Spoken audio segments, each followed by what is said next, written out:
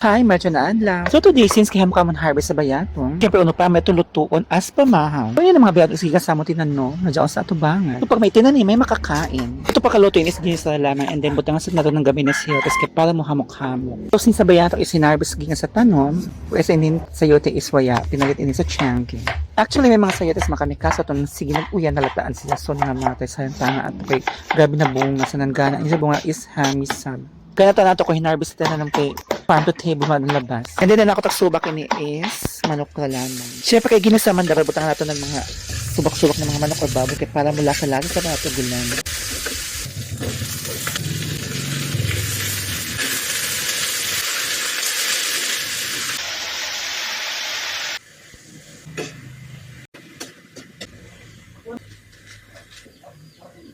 So kanaluto na mato ginisa ng kulang lupa to hatan mangnaon na bang kita kay it's panahaw time na. So kay since nag-diet man ako ini kumanan ako ni ipara sa akong gulay is nilapuhan na ng itlog kay kumagway sa kumuda ko sa kita pagbalik, di ba? So mura ato di natakot taman. See you on my next video. Bye-bye.